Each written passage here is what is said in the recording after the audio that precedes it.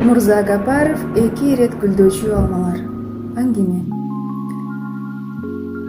Алардын үйү тар болгондуктан бала кыш ичи пештин астындагы бурчта мышыкча бүгүлүп, сыры көчкөн полдо жатып чыкты. Агачан күн жылып, ачык асмандын астында жашаса боло турган мезгил келер замат ал өзү жыгач складынан кымтып келген, шахтадан чыккан породалардын арасынан чугуп тапкан сынук тактайлардан кураштырып, отун кепенин жанына кичинекей сөрү жасап алды да шаардагылардын ичинен биринчи болуп тышта жашоочу болгон. Үстүнө эч нерсенин көлөкөсү түшпөгөн сөрүдө чак түштө уктап эс алуу абдан кыйын болгондуктан бүгүн тобокелге салып, өгөй атасынан абдан корксо да, аны бүгүнкү жумуштан саат 3-тө келерин билип туруп, апасынын заар какшап каршы болгонуна карабастан үйгө кирип кроватка жатып алды. Жатканда да кийимчен. Өгөй атасы анын арык ийининен жулкулдатып ойготуп алып: "Эй, ашка жүк, башка жүк, сен жакын арада мени өз үйүмөн кууп чыгат окшойсуң, а?" Зааркана карап турган өгөй атасынын жүндүү кең көкүрөгүн, жоон буручтары баскан бийик маңдайын, коюу каштарынын астындагы заара чачыраган көздөрүн, калың эриндерин бала бир сыйра жек көрүү менен карап чыгып, кроваттын акырын жылып түшүп, эшикке бет алды. Далиске чыгуучу босогодо бардыгын көрүп, угуп, эриндери дирилдеп, ыйлап жиберүүчүдөй бүжүрөп апасы туруптур. Качан ал жанынан өтө берерде, тигил анын далысына алаканы менен чаап өткүрө берип калды. Бала буйтап качуунун ордуна жай бурулуп, апасынын жашы куюлууга даяр турган көздөрүнө "Бул дагы эмнең?" дегендей тикирее карап, унчукпай бурулуп тышка чыгып, өзүнүн күнгө кактанып жаткан жайдак сөрүсүнө барды. Сөрүдө дубалдын түбүндөгү примуска коюлган кичинекей ак мискейдеги саргыч шорпонун бүлкүлдөп кайнап жатканын карап, бир топко ойлуу отурду. Анан ордунан чечкендүү туруп, эки аттам жердеги тар аллеяга өттү. Аллея менен көпкө жүрдү. Кийин оңго бурулуп, темир жолду кесип өтүп, асфальт жолго түштү. Көп өтпөй шаардын чеги бүтүп, созулуп жаткан будайлуу талаа башталып, бала будайды аралай кеткен башка бир жолго бурулду. Жол көптөн бери эч ким катталбаган көрүнөт. Жаздагы жамгырдуу күндөрдө эстеткен аттын, арабанын, эшектин, уйдун, жөө кишинин ылайга өтүп аткан эски издери жатат. Издерге анда-санда буудай чыгып, алар бышып калыптыр. Бала бат эле талаага жетип кирип кетти. Ошондо ал арт жагынан апасынын өзүнө тааныш сүйкүмдүү үнүн укту. "Сардал!" Үнү каргылданып, аянычтуу чыкты. Бала бурулуп, алыста сапсары өскүлөң буудайдын үстүндө сүзүп келаткан апасынын капкара башын, бийик көтөргөн колундагы желбиреген кара жолокту көрүп, ордунда туруп калды. Апасы көпкө чуркады. Акырында анын өпкөсү көп, кышылдаганы болуп калды.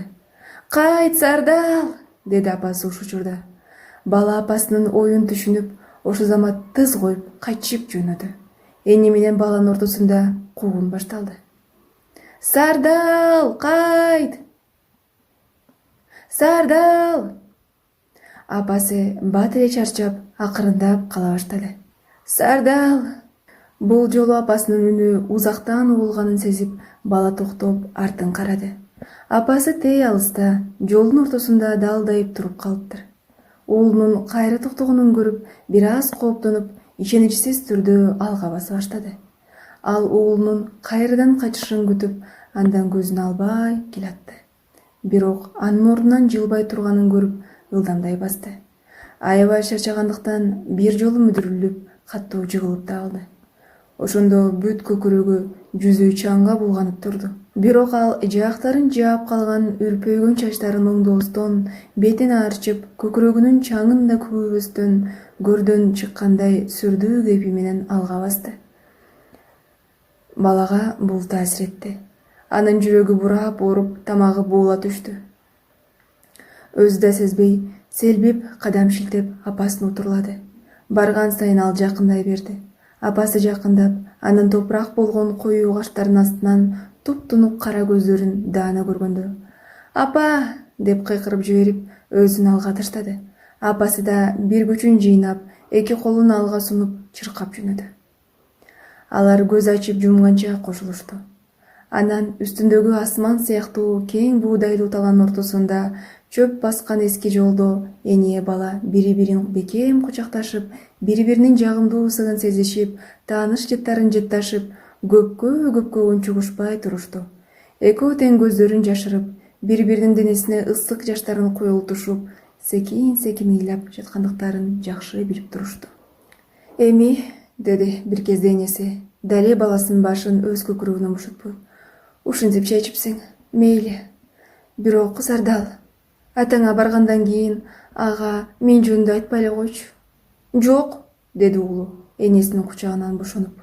Айтам, бардыгын айтам. Сенин жер кепеге окшогон үйүңдү, анын ушунчалык жардылыгын, өзүңдүн ырайыңдын азгандыгын, кийген кийимиңдин жупунулугун, кылган түшүүңдүн оорлугун, нан жок болуп калган учурларда кирин жууп берип, студенттерден акча алганыңды, өзүңдүн ушунчалык жалгыздыгыңды, ооруканада бирге иштешкен кир жуучу аялдардан башка сени шаарда эч ким тааныбастыгын, ушундай абалыңа карабай күйөөңдүн алган акчасын бүт ичип келип, сени ырайымсыз сабаарын, бардыгын айтам.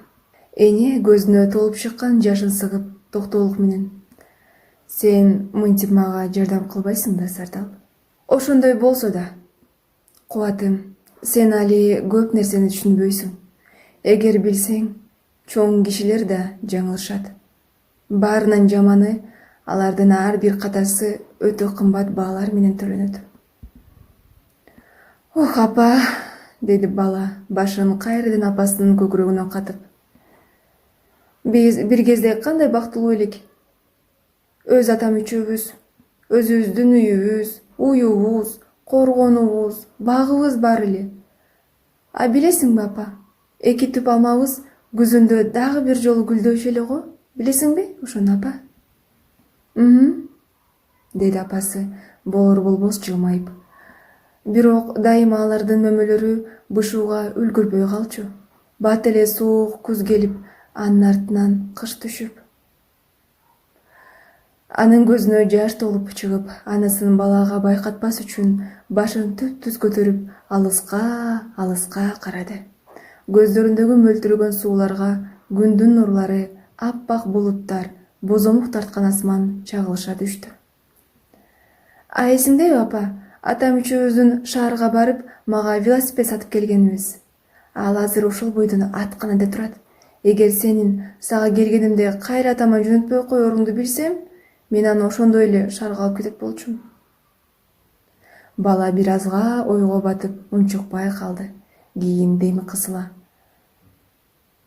Апамай, ошондо эмнеге гана уруштуңар экен? Бардыгын кылган сен. Болбосо кийин деле жарашып алсаңар болмок. Атам бечара канчалык кечирим сурабады сенден. Күйөөгө чыкканыңдан кийин да келип жүрдү го. Ал турмак быйыл эле, жакында да келбедиби? А сен болсо? Жүрчү, Сардал, деди апасы терең дем алып. Сени бир аз узатып коеюн. Эне бала бири-бирине ыкташып, үнсүз сөзсүз жүрүп отурушту. Сардал, деди анан апасы бир топ басышкандан кийин, негедир кыйналып, кысталып. Сен атаңа айтчы, эртең дем алыш, сени ээрчитип шаарга келсин. Экөөң мени баягыда сени жаңы алынган велосипедиңе желдик турган жерибизде балдын түбүндөгү супада күтөсүңөр, коппу? Апа, деди уулу күтүлбөгөн кубанычын жашыра албай. Бар эми. Эне токтоду. Бала дегенде энесинин көзүн ала албай, 5-6 кадам кеттенчиктеп басып, кийин артына улам кылчыктап коюп узай баштады. Эне болсо жолдун ортосунда далдая туруп, уулу сап-сары будайдын арасына таптакыр сиңип кеткече андан көзүн албай карап тура берди. Бала энесинин башы капкара чекитке окшоп, аны жылып баратканы же токтоп турганы билинбей калганча барып, кийин токтоп, ботинкаларын чечип, Аларды бири-бирине байланыштырып, ийине илди да анан шымын тизесине чейин түрүп алып, астейдил басып жөнөдү. Анын көңүлү көтөрүңкү болгондуктан жол катар эргип-сергип чуркап, же аксан кулапат ойноп, эс алган жеринде чигирткелерди тишештирип, буудайдын ичинен көпөлөк же саратан кубалап, жолдон адаша калып жүрүп отурду. Күн отуруп бараткан кезде буудайлуу тала бүтүп, ал өзүнө тааныш бийик коюу камыштар өскөн сазга чыга келди. Ушул жерде буудайдын ичиндеги жол да башка жакка кайрылып, бала камыштардын арасындагы жалгыз аяк жолго кирди. Камыштардын ичинде жаңыдан караңгылык түшө баштап, андагы жапайы өрдөктөр жатар конок издешип, ар бири учуп жүрүшүптүр. Бала 3-4 минуттан кийин саздан чыгып, колхозчулардын тамарка жерлерине туш келди. Ал тамарка эгиндерди, кийин кыштактын бактарын, үйлөрүн аралап барып, акырында өздөрүнүн коргонуна келип жетти. Дарбаза негедир ичинен жабылуу экен.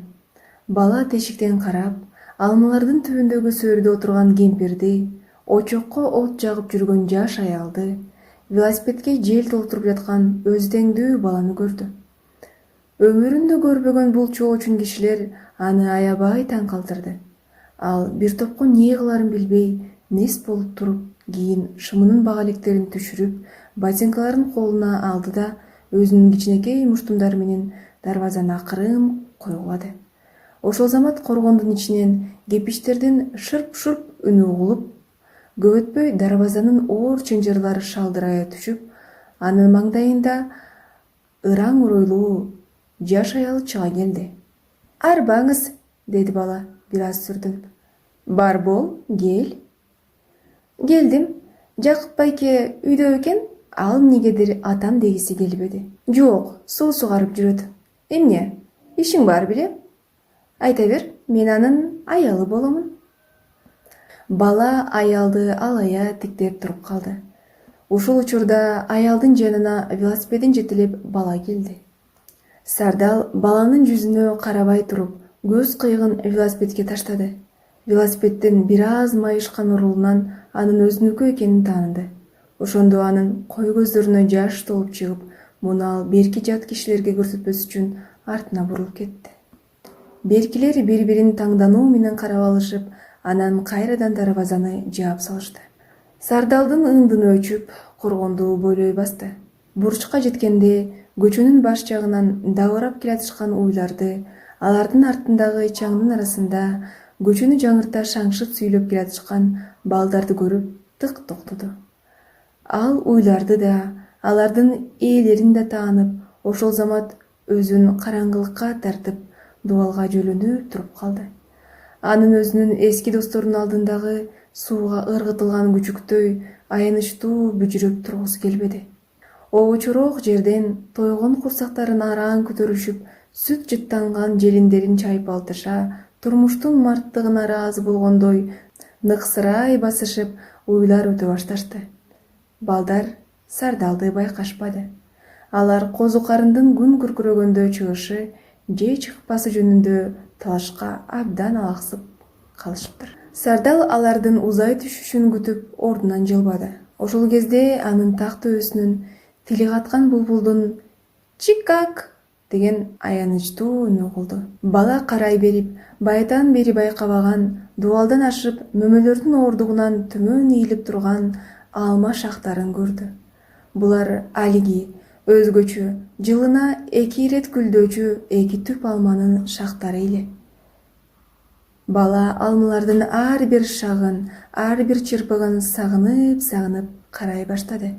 Кокусунан бир ички шакта таңкы жылдыздар сыяктуу гүлдөр көрүндү. Баланын көздөрүнө кайрадан жаш толду. Эми гүлдөр анын көзүнө булактын түпкүрүнөн көрүнүп жаткансышып, алыстан көңүрттөнүп, бири-бирине кошулушуп, акырында бир үзүм ичке булутка окшоду.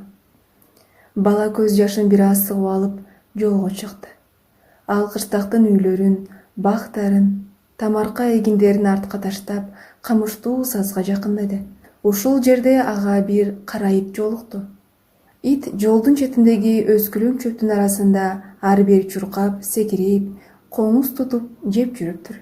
Сардал аны бир азга тааныбай туруп, анан тааныды. Өздөрүнүн ити экен. Ал баланы байкаган жок. Бала итин чакырып алып, өзүнүн кичинекей кезиндегидей анын мойнунан кучактагысы келди.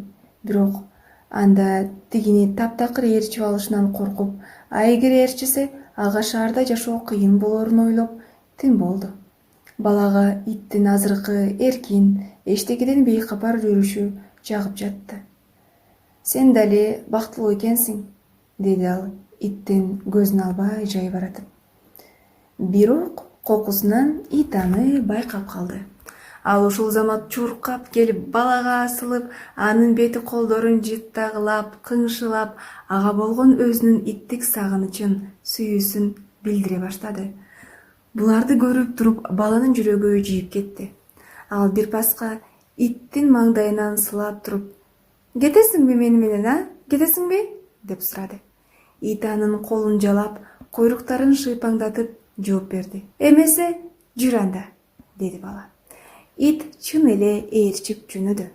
Алар камыштардын арасына киришти. Камыштардын ичи терең, үңкүрлөрдөгүдөй караңгы, тынч экен. Бала сокурларча жолду буту менен таап, колдорун арбалаңдатып, бетин камыштардан коргоп, акырында будайлуу талаага чыкты. Ал адегенде буудайдын арасынан өзү келген жолду тапты. Кийин шашпастан шымынын багалектерин кайра түрүп, ботинкаларынын ийинине ийилди. Анан негедир алды жагында жаткан капкара деңиз саяктанган талааны бир карап алып, чарчап, зырылдап, ооруй баштаган буттары менен сенделе басып, буудайдын арасына кирип кетти.